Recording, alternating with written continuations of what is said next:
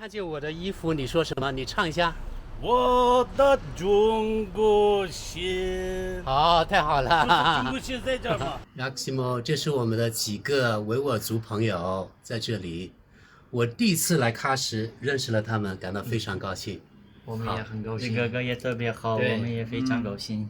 这次来新疆，我的第6点想法呢，就是新疆，我认为啊，与其他的自治区啊或者其他省份，从发展来说没有任何的区别，甚至我觉得要比什么我们广西啊，也许要比宁夏呀，可能发展的更好一些，这也是出乎我的意料的啊。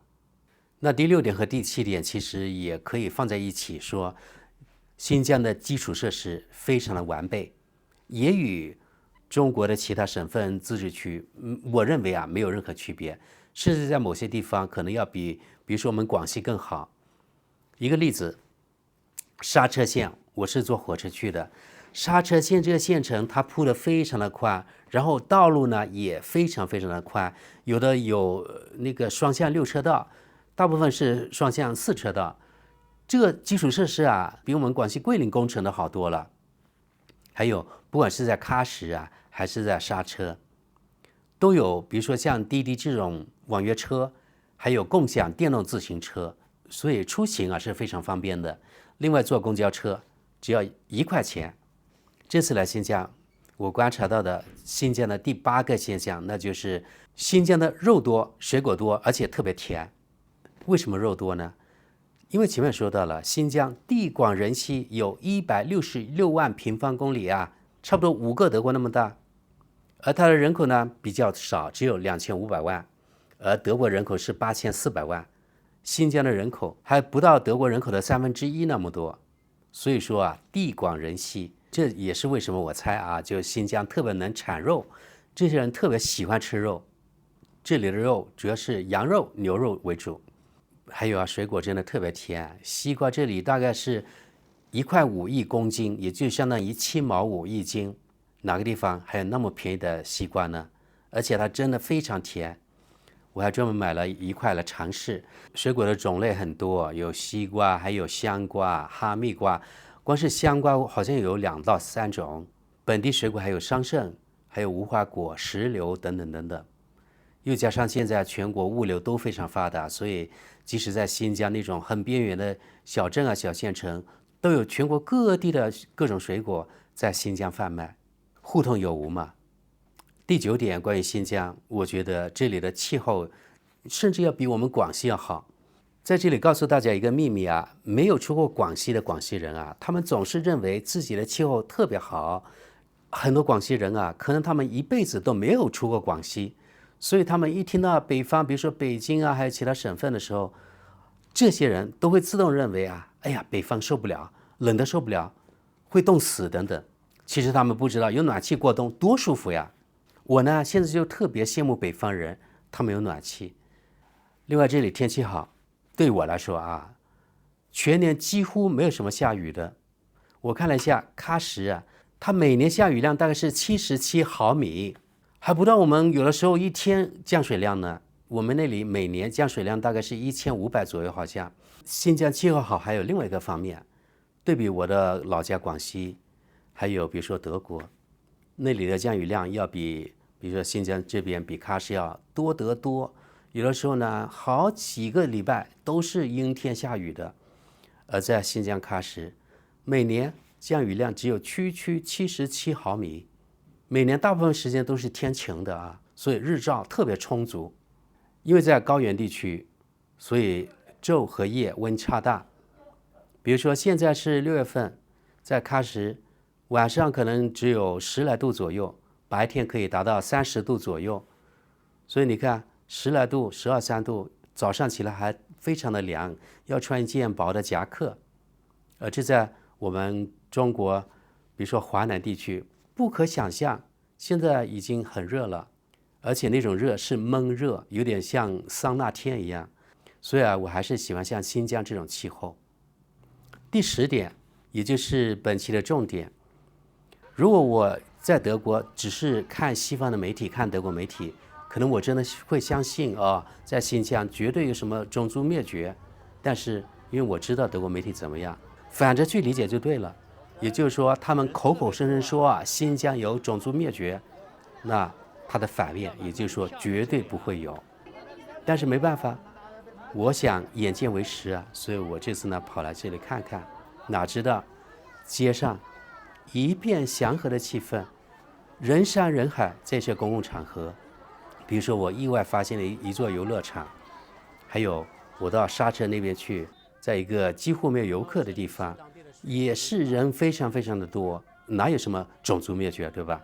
因为放眼所见，他们的长相，你一看到他们就知道他们有大概率是维吾尔族人，因为前面说了啊，在喀什地区90%的人是维吾尔族人。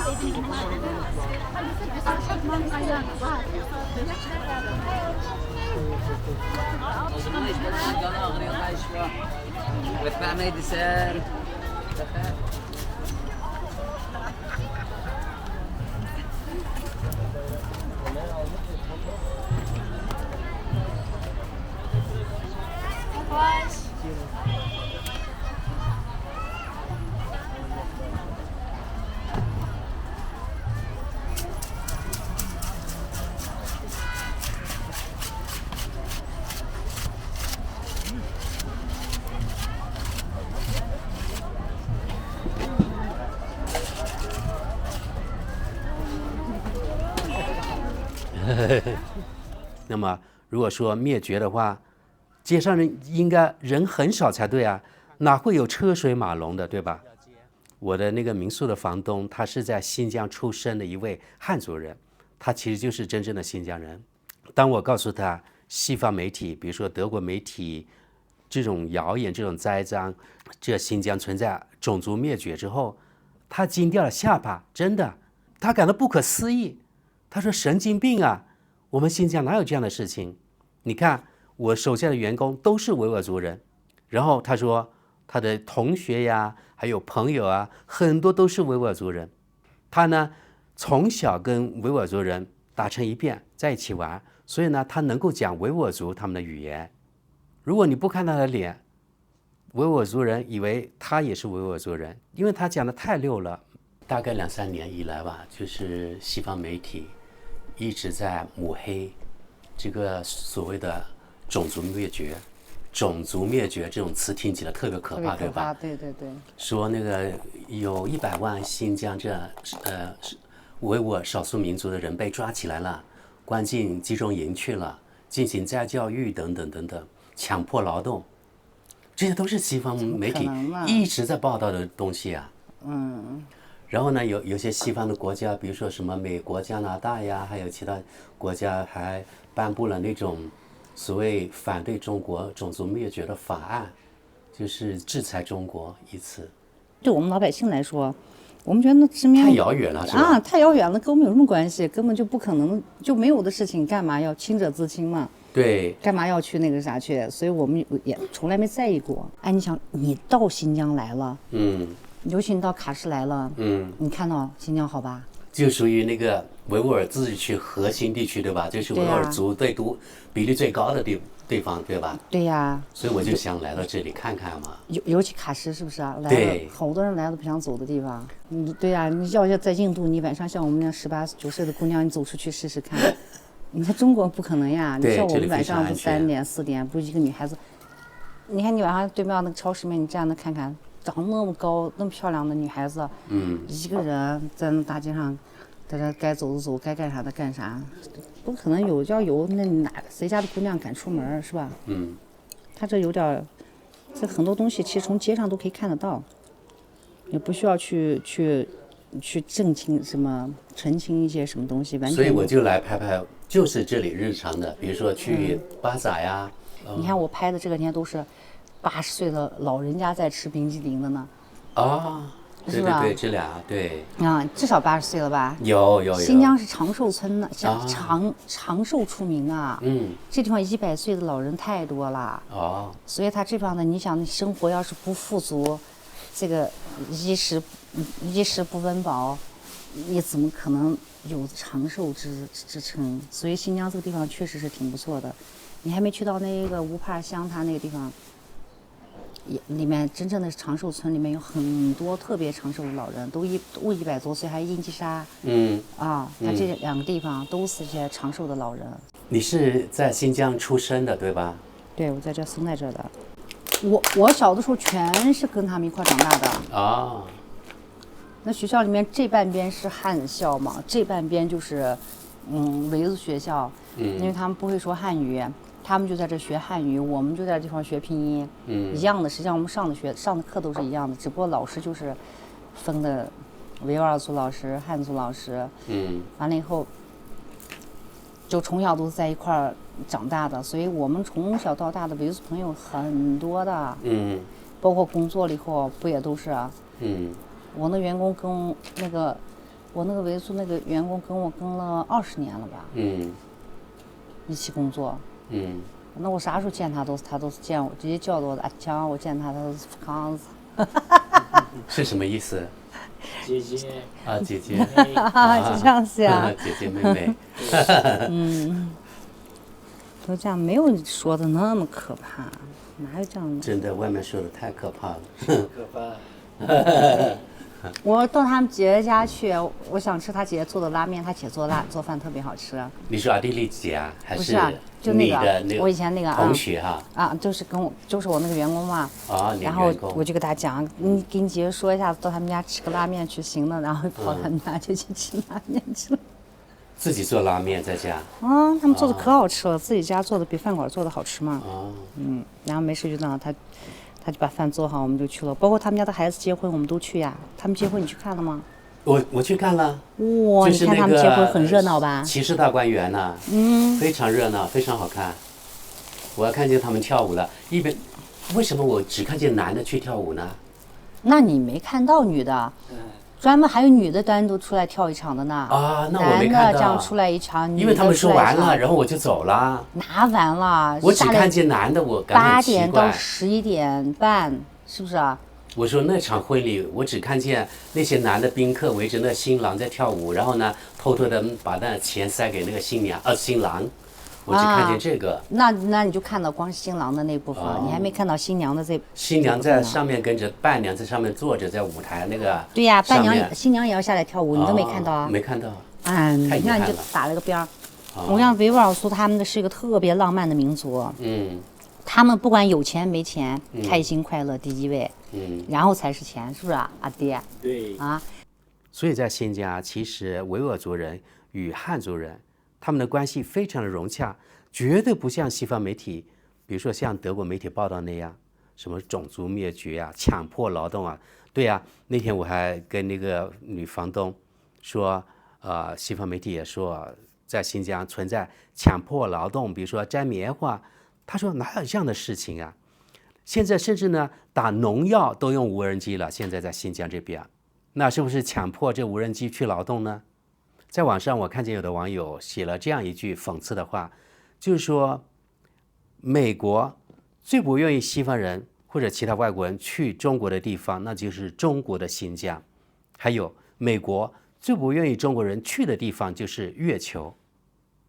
因为如果这些外国人特别是西方人来到新疆了，他们就会发现西方媒体全部在造谣，在制造假新闻，到时他们的信用就破产了。还有接下来第11点，我发现这次来新疆，在喀什地区，我几乎没有见到任何一个西方的游客，我也没有听到有人讲英语的或者其他外语的，即使德语啊、英语啊，或者像法语、西班牙语，只要他们说，我肯定知道是什么语言。我这次在新疆到现在为止，我没有听见任何一个外国人讲这种外语，所以非常遗憾，就是西方的媒体确实啊，在西方确实起到了非常坏的洗脑作用。我真的特别希望外国人要来新疆看看，看看真实的新疆。新疆真的很美很美，有各种各样的地貌。我第一次来新疆，也绝对不是最后一次来新疆。下次如果我来，可能我要待更长时间，因为这样才能更好的认识新疆这个自治区。我还会去南疆，也会去北疆，去伊犁啊，还有去阿勒泰这些地方，去看看那些比瑞士还更漂亮的风景。最后一点，也就是12点，我对新疆的印象，那就是我消除了很多对新疆的误解，对新疆的一些偏见。我没有来新疆之前，前面我好像我提到了，就是我以为啊，在新疆很多人，比如说女的可能是戴头巾的，然后呢，男的可能是留大胡子的，或者呢，到处是清真寺，到处是放那种音乐，号召大家去祷告等等等等。但是来到新疆之后，发现与我想象的可以说是完全相反。